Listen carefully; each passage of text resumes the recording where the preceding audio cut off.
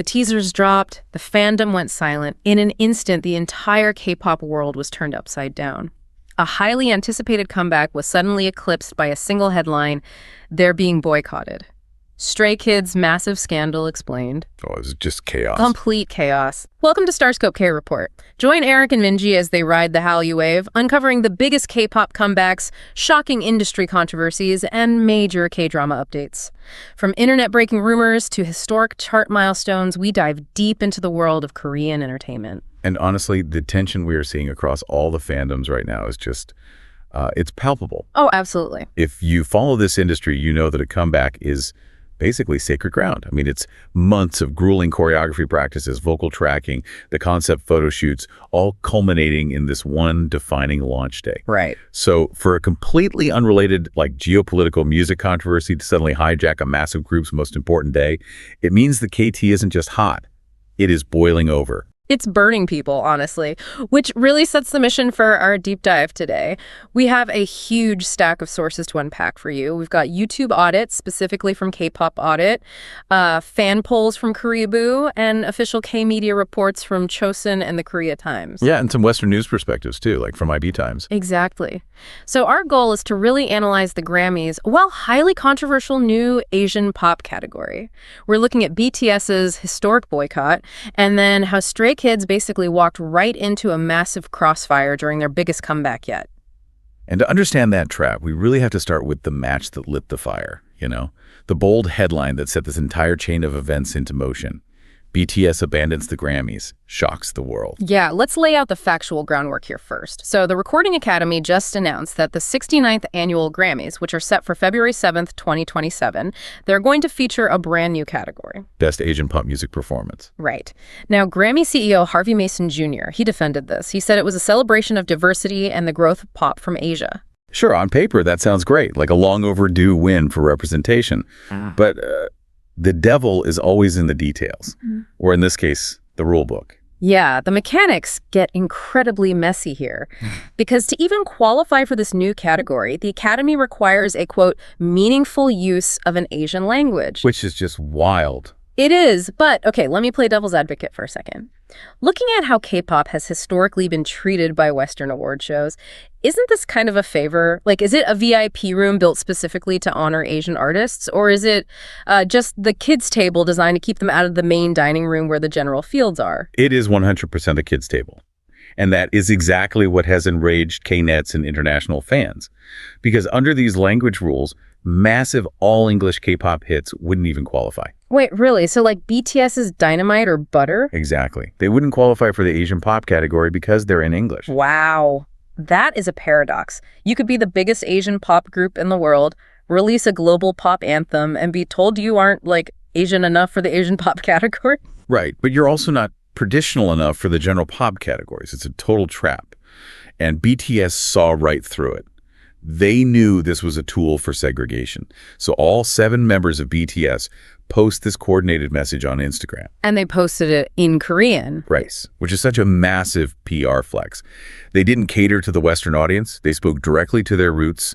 They announced they're withdrawing their post-military comeback album, Arirang, from Grammy consideration entirely. I mean, we really have to pause and quantify the gravity of that. Pulling Arirang from the ballot is huge. Huge. This is their highly anticipated full group reunion project after finishing their military service. The commercial metrics are staggering. 2 consecutive weeks at #1 on the Billboard 200. Yeah, and supported by a global tour that just hit Tottenham Hotspur Stadium. Exactly. For an artist to pull a project with that kind of cultural weight, it's a historic flex. And they basically stated they want music to be heard and loved for what it is, rather than being divided by language or region.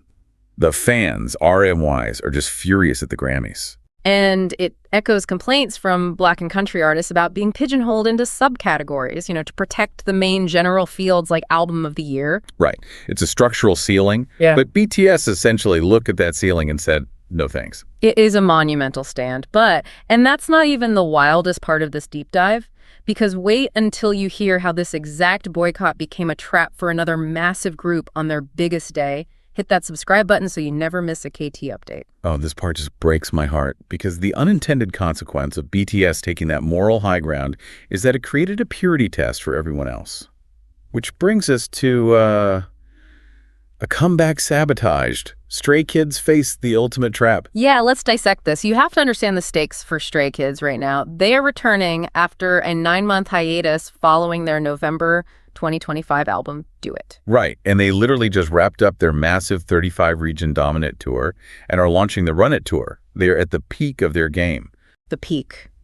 They hold a historic record of 8 consecutive albums, debuting at #1 on the Billboard 200.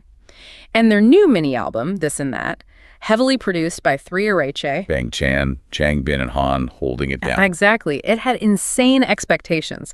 Tracks like Trick Trick Boom, Farming, and after you had stays primed for an absolute all-kill on the charts. The visuals, the production, everything was ready. So picture this.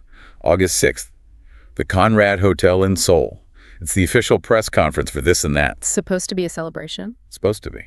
But reporters basically hijack the event. Instead of asking about the music, they demand Stray Kids comment on the BTS Grammy boycott. I just want to put you, the listener, in their shoes for a second. You rehearsed for a year, you're at your album launch, the cameras are live, and suddenly a reporter demands you navigate a geopolitical industry scandal. Like, what do you even say? It's an impossible position. A total PR minefield. Seungmin and Hyunjin ended up giving very cautious answers. Seungmin said they don't focus on external opinions, just the stories in their hearts. And Hyunjin said awards have never been their goal since debut. He just wants to make stays happy. Which is such a sweet, safe answer. But the internet exploded. Knetz and stans called them cowards, spineless, desperate for Western approval. It was brutal to watch, but couldn't they have just agreed with BTS, like taken a stand right there? Okay, so the YouTube channel Kpop Audit did a brilliant breakdown on this. They explained that taking a stand would be commercial suicide. How so? Well, if Stray Kids side with BTS, they anger their label, JYP, and ruin U.S. business ties. And get this, JYP founder Park Jin-young, along with Twice and Stray Kids themselves, were literally just invited to join the Grammy voting body in July 2026. Oh, wow. Yeah, you cannot publicly slam an organization that just gave you voting rights. Exactly. But if they disagree with BTS, they get canceled by the entire K-pop fandom. So they had to give a boring, safe answer to survive. They were just caught in the crossfire. But later in the deep dive, we'll talk about the shocking dilemma the major K-pop labels are facing behind closed doors. It's a plot twist that could change the Hallyu wave forever. The boardroom drama is even crazier than a press conference. It really is. So let's look at the bigger picture. To boycott or not to boycott, the Big Four's ultimate test. This is where it gets highly strategic. Because the Grammy rules state that a single recording cannot be submitted to both the new Asian pop category and a general pop performance category. Wait, so labels can't hedge their bets? Nope. You have to pick one, which puts the Big Four, HYBE, SM, YG, and JYP in a terrible position before the late August submission deadline. Right, so they essentially have 3 choices. Choice 1, withhold submissions in solidarity with BTS. Which is noble, but bad for business. Choice 2, pursue general fields and ignore the new category. But then you risk getting totally shut out. And choice 3, enter the new category because it might be the easiest path to a Grammy win. But then you accept the segregation. It's agonizing. And the irony is just glaring. I mean, JYP is creating this huge 11-day global K-culture festival called Phenomenon, right?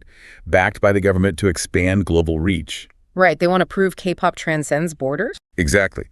But at the exact same time, Western award shows are trying to put them back into a regional box. It's corporate cognitive dissonance. And to understand why fans are so sensitive to this, we have to look at the history of Grammy snubs. Oh, the fans have receipts. They always do. In 2025, the snubs were massive. We have data from a Koreaboo fan poll, and the results are wild. BTS's Jimin for his album Muse and the track Who, Jungkook's Golden and Standing Next to You. Masterpieces, completely ignored. And V's track, FRINDS, vastly overlooked despite absolute chart dominance. And bringing it back to Stray Kids, even their album ATE was previously snubbed. Exactly. So I want to ask you, the listener, right now, if you were an executive at a K-pop label, what would you do? Do you take the easy Grammy in a segregated category to boost your artist's resume, or do you stand with BTS and risk getting nothing at all? It's the ultimate test of loyalty versus legacy. It really is. And hey, if you love exploring the business and the drama behind your favorite visuals and comebacks, make sure you're subscribed to StarScope K-Report. We've got even bigger skips ahead. Absolutely. Because this whole situation, It really brings up a massive question about where we go from here. Yeah, I actually want to leave you all with a final provocative thought on this. By creating a specific Asian pop category to supposedly, finally include K-pop, the Grammys might have actually alienated the genre's biggest stars. Completely alienated them. With K-pop's massive global dominance right now, selling out stadiums from Seoul to London without ever needing a Grammy trophy, we really have to ask. Are we approaching a future where the Grammys actually need K-pop more than K-pop needs the Grammys? I think we might already be there. I agree. The artists are bigger than the awards now. They really are. You've been listening to StarScope K-Report, where Eric and Minji bring you the stories shaping K-pop, K-dramas, and the global Hallyu wave. Thanks for tuning in, and don't forget to subscribe for more stories that keep the stars shining.